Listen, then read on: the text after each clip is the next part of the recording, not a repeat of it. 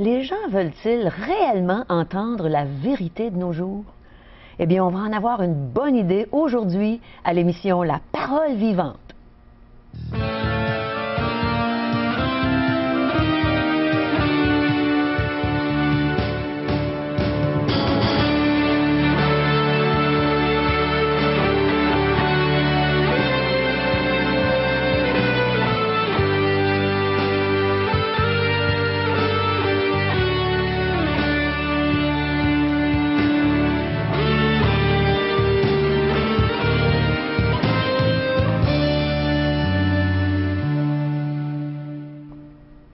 Bonjour, chers amis. Bienvenue à l'émission La Parole vivante.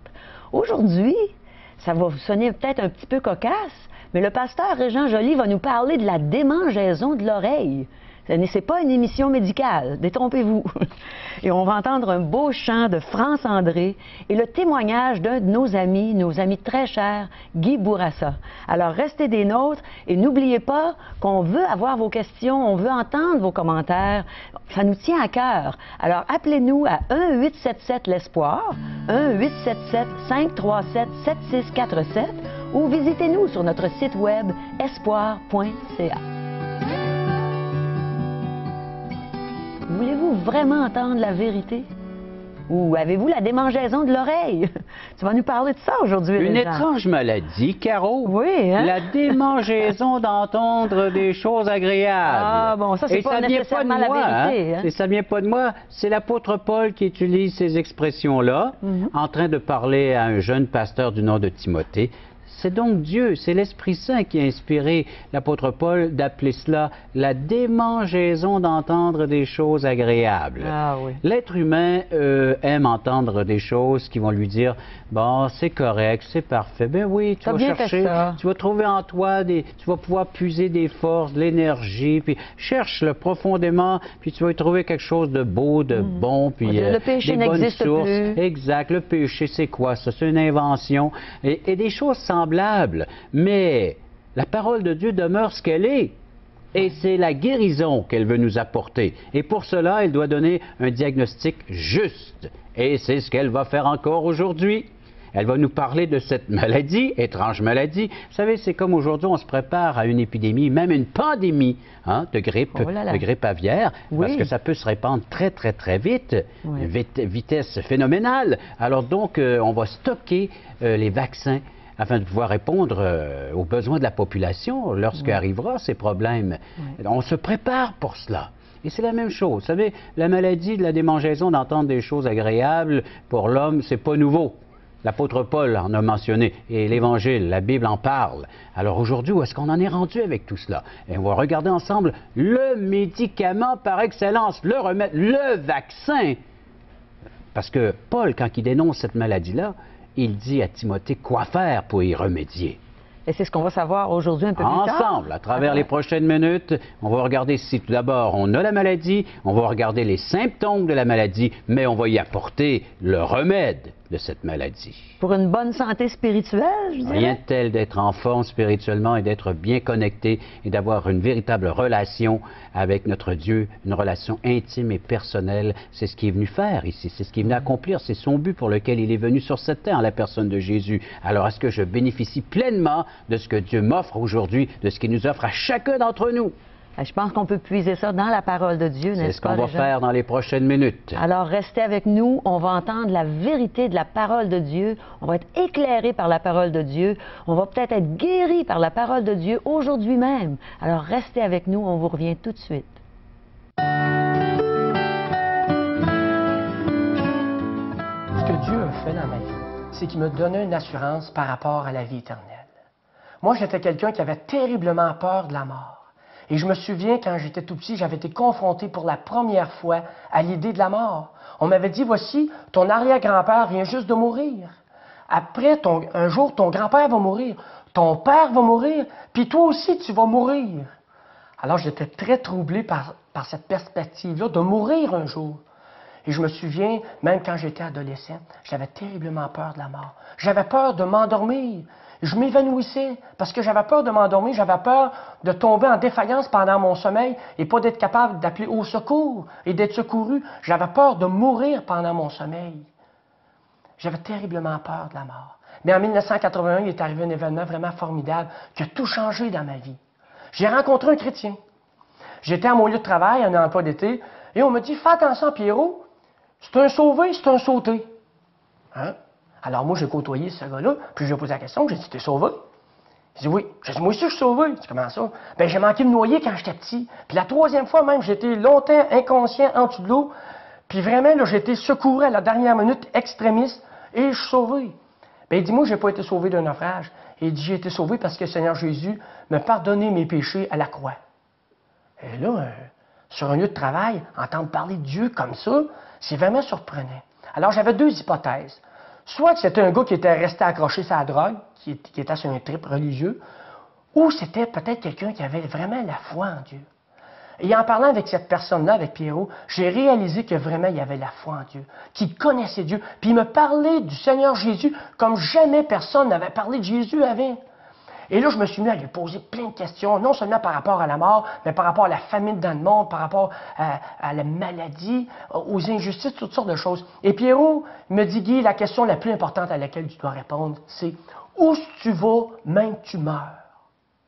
Sais-tu où tu vas quand tu vas mourir? » J'ai dit « Oui. » Il dit « T'es-tu seul? » J'ai dit « Ouais. » Il dit « Sur quoi tu te bases? Pourquoi? » Puis j'ai dit « Sais-tu, je pense que j'ai fait un petit peu plus le bien que le mal.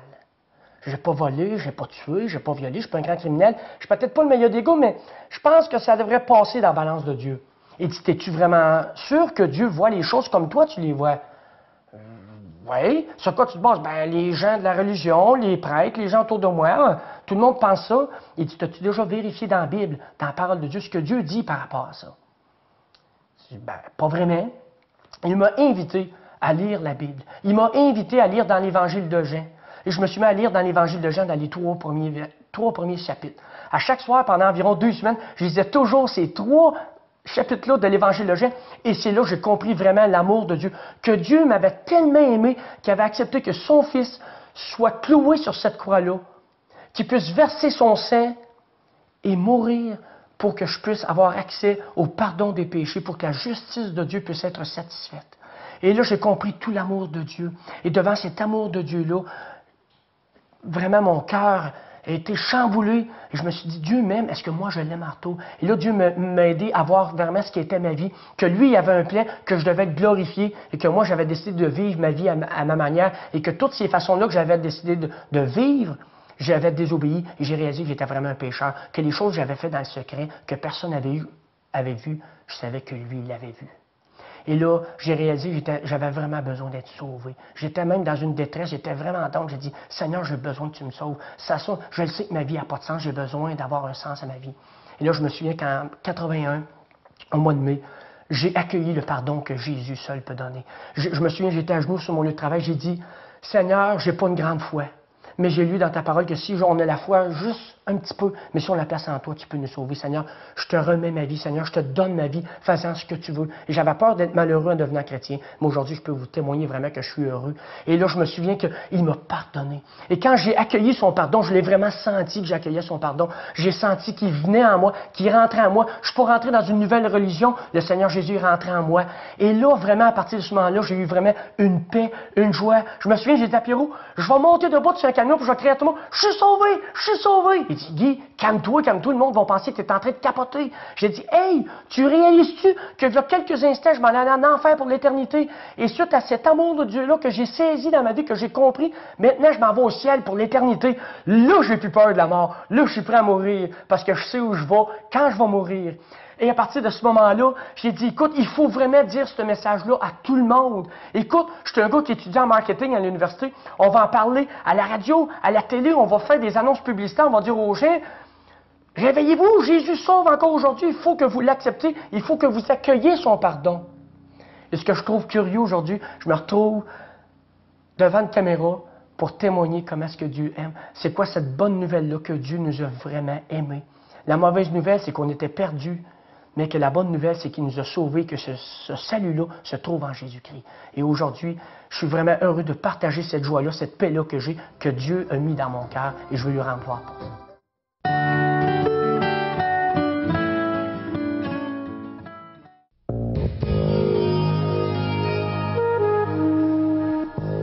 mes amis, êtes-vous prêts à laisser la parole de Dieu transformer votre vie?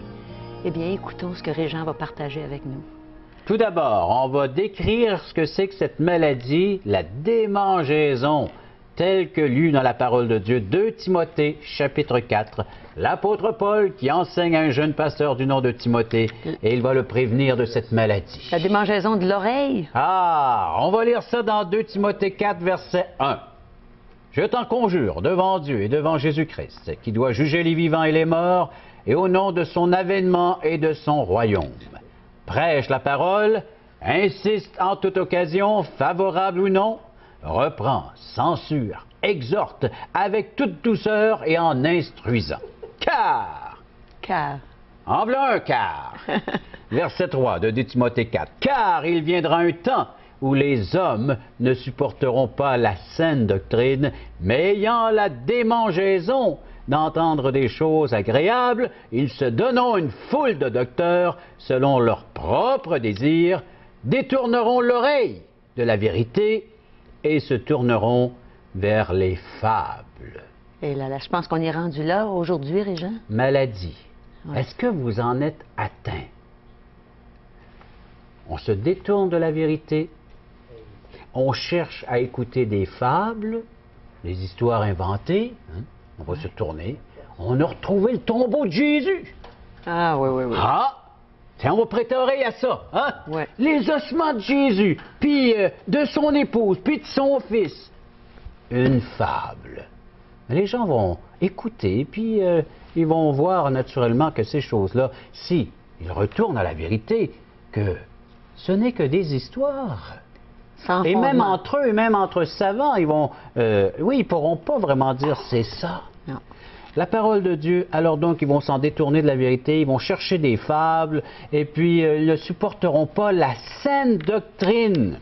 Qu'est-ce que c'est la saine doctrine, Régent? C'est tout ce que Dieu a bien voulu nous laisser entre ces deux couverts, la Bible, alors donc de la Genèse à l'Apocalypse, c'est la saine doctrine, c'est l'enseignement de Dieu, l'enseignement du Seigneur Jésus-Christ, d'être à son école et de porter une oreille attentive à ce que lui a à nous dire concernant notre condition spirituelle, Dans l'Ancien et dans le Nouveau Dans Testament. l'Ancien et dans le Nouveau, la saine doctrine, c'est l'enseignement du Seigneur Jésus-Christ ou Est-ce de qu'on Dieu. l'a en entier dans ça? Tout ce que Dieu a voulu que l'on sache, tout ce qui est nécessaire pour notre besoin, pour notre vie éternelle, notre vie spirituelle est entre ces deux couverts de la Genèse à l'Apocalypse. C'est ce que Dieu a bien voulu laisser. Rien à y rajouter, rien à y retrancher aussi. Alors donc, il faut garder cela intact tel qu'elle est. C'est merveilleux dans notre pays qu'on ait le droit, la liberté d'avoir une Bible chez nous, de la Tout le lire. monde peut l'avoir et puis Oui. peut l'emmener là où il va, sur la place publique. On peut lire cette parole de Dieu. Personne ne va nous en défendre, personne ne va nous l'arracher d'entre les mains. Parce que oui, on a une liberté de pouvoir lire la saine doctrine et de se renseigner sur la vérité. En autant La qu'on parole veuille. de Dieu. En autant qu'on veuille, chez nous à la maison ou là où nous sommes, et même d'avoir ces émissions qui nous aident, qui nous encouragent à chercher la vérité. Nos téléspectateurs s'y intéressent sûrement puisqu'ils nous écoutent aujourd'hui. Oui, puis en plus grand nombre aussi. Oui. Alors donc, on a décrit la maladie, mais quels sont les symptômes? On les retrouve dans 2 Timothée chapitre 3. Ah. Alors, on va aller voir les symptômes de la maladie. 2 Timothée chapitre 3. L'apôtre Paul dit, « Sache que dans les derniers jours, il y aura des temps difficiles. » Et là, il va nous décrire ces temps. Pourquoi est-ce qu'ils seront difficiles? On reconnaît. Verset 2. « Car les hommes seront égoïstes, amis de l'argent, fanfarons, hautains, blasphémateurs, rebelles à leurs parents, ingrats, irréligieux, insensibles, déloyaux, calomniateurs, intempérants. » Là, je vais prendre un respire. Hein? Oui. Je pensais que tu arrêtais. La liste n'est pas finie. Eh là là. Alors, pourquoi que les temps sont difficiles? Les derniers temps, parce qu'ils seront cruels, ennemis des gens de bien, traîtres, emportés, enflés d'orgueil, et je rajoute, aimant de plaisir plus que Dieu. Ça Ayant ressemble- même l'apparence de la piété, mais reniant ce qui en fait la force. Ça ressemble drôlement à ce qui se passe aujourd'hui. Hein? ça a été écrit là, plus de 2000 ans maintenant. L'apôtre Paul a reçu ça de l'Esprit de Dieu lui-même, décrivant les derniers temps, des temps difficiles à cause du comportement de l'homme. Et on pourrait y lire 19 vices que l'apôtre énumère dans les versets de 2 à 4, ici dans le contexte de 2 Timothée chapitre 3, et on trait à l'amour ou au manque d'amour. Pourquoi? Parce qu'un amour de soi, c'est l'égoïsme, l'amour de l'argent, ou être sans amour, c'est-à-dire indifférent. Alors, ils sont même ennemis des gens du bien, ils n'aimeront pas le bien. Imagine, ils vont aimer le plaisir plus que Dieu. Et ce premier symptôme, je l'ai appelé un amour mal orienté. C'est vrai. C'est vrai que c'est mal orienté. Alors, si vous avez ce symptôme, eh bien, vous en allez vers la maladie, la démangeaison d'entendre des choses agréables. Puis Dieu nous avertit, c'est merveilleux. On est avertis comme ça, et publiquement aujourd'hui, hein, sur la place publique. Ouais. Dieu nous permet d'avoir comme ça, alors sur les ondes, la télé, une émission qui avertit, attention à l'amour mal orienté. Un amour humain doit être orienté vers son Créateur. Si on veut retrouver le sens de l'amour véritable, si on veut vraiment aimer notre prochain, puisque j'espère que c'est votre désir, de pouvoir aimer ceux qui vous entourent, eh bien, c'est d'aimer selon Dieu. Est-ce qu'une personne peut aimer son prochain si elle n'aime pas Dieu? Réellement, là? La Bible nous dit que le premier commandement, c'est d'avoir un cœur entier à Dieu et ensuite de pouvoir aimer notre prochain comme nous-mêmes. Ouais. Alors, c'est difficile d'aimer notre prochain si nous n'aimons pas le Créateur. On peut avoir un certain amour, mais l'amour véritable, l'amour inconditionnel, l'amour qui veut le bien de l'autre. Qui dit la vérité. Sans rien attendre en retour. Qui dit la vérité, des fois, même si ça fait mal, pour aider une personne. Alors, donc, ça, c'est un amour véritable. Alors, si votre amour est mal orienté, vous pouvez maintenant atteindre le but premier, c'est-à-dire un amour qui accepte la parole de Dieu, qui accepte ce que Dieu est en train de décrire, l'humanité. C'est ma vie, elle est caractérisée par cela aujourd'hui. Je dis oui à cela, j'accepte. Alors c'est vers le remède maintenant, c'est vers la solution que je vais, mais de découvrir que j'ai un amour mal orienté. On est dans une société mal aimée. C'est vrai. Et la Bible dit qu'il y a des mal-aimés, mais ceux et celles qui acceptent Jésus-Christ, le don d'amour de Dieu, la personne de Jésus, deviennent des bien-aimés. Des bien-aimés. D'où vient le terme bien-aimé? Oui, c'est de là que ça vient. Alors, des personnes qui deviennent matures, des personnes qui voient les besoins des autres, qui courent vers les besoins des autres. Alors donc, non plus c'est de ces gens qui sont fanfarons, hautains, blasphémateurs, rebelles, ingrats, calomniateurs, comme il est décrit ici, mais des gens maintenant qui ont un respect envers autrui, parce qu'ils se respectent eux-mêmes. Ils respectent surtout en premier le Créateur, l'auteur de ces paroles. Mais il y a un deuxième symptôme de la maladie, une religion vide, ayant une apparence de piété, mais reniant ce qui en fait la force. Qu'est-ce qui peut bien faire la force de la piété? Que veut dire une personne pieuse, une personne qui veut vivre de la piété? Être pieux, ça veut dire être à genoux, toujours en train de prier, les gens? Pas vraiment. Verset 12 du même chapitre. Tous ceux qui veulent vivre pieusement en Jésus-Christ seront persécutés. Alors, c'est ceux qui veulent ressembler de plus en plus à leur nouveau maître, au Seigneur Jésus-Christ. C'est ça, une personne pieuse, une personne qui veut imiter, qui veut vivre de la vie de Christ, qui recherche à tout moment les occasions favorables ou non même, tantôt on va le voir ce texte, à imiter la personne de Jésus, à vivre, à être animé de la personne de Jésus, par son esprit. Comment est-ce qu'on peut imiter Jésus? Être habité par lui-même, par l'Esprit Saint. Alors, une religion vide, là, c'est juste l'apparence. Vous savez, c'est juste une beauté extérieure, mais à l'intérieur, il n'y a rien. C'est vide. C'est comme la poule a pondu son œuf, on brise l'œuf, puis il n'y a rien là-dedans. C'est vide. On ne peut pas faire une grosse omelette, hein? Dans le concret, les gens, comment on peut imiter Jésus? Parce qu'on est habité par lui et tout, mais qu'est-ce qu'on peut faire pour l'imiter? Alors, bien, certainement, c'est en étudiant les Saintes Écritures, voir comment est-ce qu'il s'est comporté dans telle situation. En se comportant comme lui, envers notre prochain. Comme lui, dans ces mêmes situations, parce que le Seigneur a vécu des choses comme nous ici-bas sur cette terre. Oui. Alors, face à la tentation, face au péché, alors comment est-ce que lui a répondu à tout cela? Bien, nous aussi, on peut faire de même. Alors donc, vous savez, la religion est devenue une source d'orgueil pour l'homme, alors qu'elle devrait être au service de Dieu. Ouais. Et c'est ça qu'on a fait. Ouais. C'est ça une religion vide. Vous savez comment est-ce que le Seigneur a appelé ça de son temps? Il a appelé ça, il y a un nom dans cette religion qui est vide à l'intérieur. Quel est le nom? L'hypocrisie. Oh là là. C'est comme ça qu'il l'a dénoncé de son vivant lorsqu'il était sur la terre. Il a rencontré ces hommes religieux et les a traités d'hypocrites. Les apparences Les pieuses. apparences pieuses, mais reniant ce qui en fait la force, et on rejeté, on méprisait le Seigneur, qui était lui-même la force de cette vie chrétienne, de cette vie religieuse, ou de pouvoir se relier avec Dieu. Alors une religion de forme, mais dépourvue de force, un spectacle extérieur, mais aucune réalité intérieure. Elle s'oppose même à l'Évangile, elle s'oppose au christianisme, elle s'oppose même à la pensée de Christ. C'est vrai. Ouais. Alors, elle endurcit les gens. Ah, c'est dommage. Et il va s'en dire. Mais il y a un troisième symptôme que j'aimerais énumérer ici et aborder, c'est le culte de l'ouverture d'esprit. Ça, c'est le verset 6. « Il y en est parmi vous qui s'introduisent dans les maisons et qui captivent des faibles femmes chargées de péché et agitées par des passions de toute espèce, apprenant toujours et ne pouvant jamais arriver à la connaissance de la vérité. » Alors, on a une soif, on est avare de connaissance, mais on ne veut pas arriver, aboutir à la vérité. Juste la connaissance On pour a de la juste l'esprit connaissance. ouvert, tout est bon, tout est correct. Oui, on va lire plusieurs volumes, plusieurs philosophies, puis on va piger ici et là ce qui fait notre affaire, mais pas en arriver à aboutir à connaître la vérité. L'esprit est tellement ouvert qu'il y a un risque d'en perdre notre cerveau. Oh là là. Alors, donc, il faut fermer un peu tout cela, là, et puis... La il faut démangeaison garder. d'entendre. Je vais juste vous lire les versets qui entourent. Si on revient dans les versets de 2 Timothée chapitre 4, il nous est dit, verset 4, « Mais toi, sois sobre en toutes choses, supporte les souffrances, fais l'œuvre d'un évangéliste, remplis bien ton ministère. » Reviens à la parole de Dieu. Si tu as ces trois caractéristiques de la maladie, de la démangeaison d'entendre des choses agréables, reviens à la parole, confesse ton péché et accepte Jésus-Christ comme ton sauveur personnel. Merveilleux. Et écoute, la parole de vie, cette parole merveilleuse, la Bible.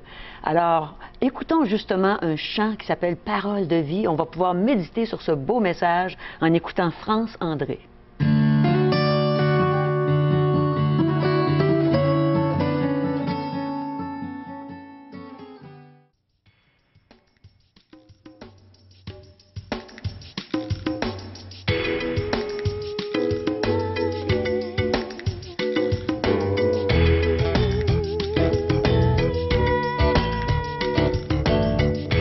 Donne-moi des mots qui effacent la douleur.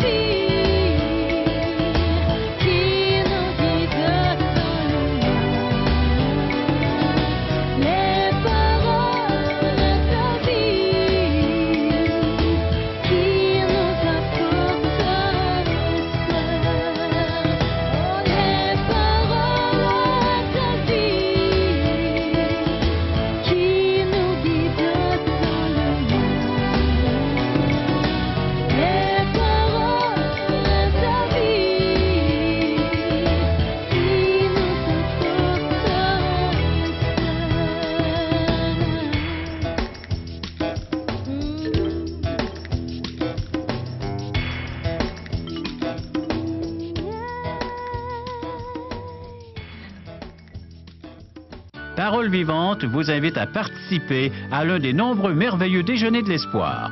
Ces déjeuners ont lieu dans plusieurs restaurants réputés de la région et vous sont offerts gratuitement. Venez entendre le témoignage d'une vie transformée par la puissance de Dieu.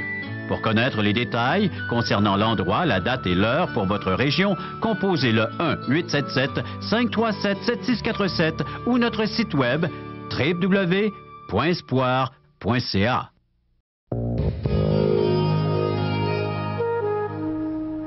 Alors allez dans nos merveilleux déjeuners de l'espoir. Vous allez rencontrer celui qui est le chemin, la vérité et la vie.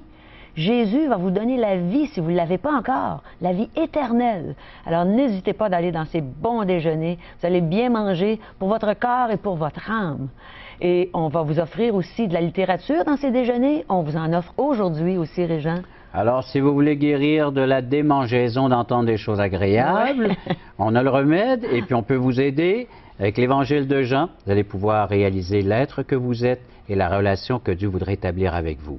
Tout est expliqué dans cet Évangile de Jean. Bien présenté. Aujourd'hui, l'espoir, c'est Jésus seul. Voilà le remède par excellence. Le seul, l'unique. Il ne faut pas seulement en entendre parler, il faut le prendre. Oui, et cela va vous aider à comment faire. Il ne faut pas mettre juste un petit baume sur le bobo, il faut guérir le bobo Oui, par Jésus. et la guérison est dans la personne de Jésus. Également maintenant, à chaque jour, d'entendre la vérité concernant notre vie présente et notre éternité.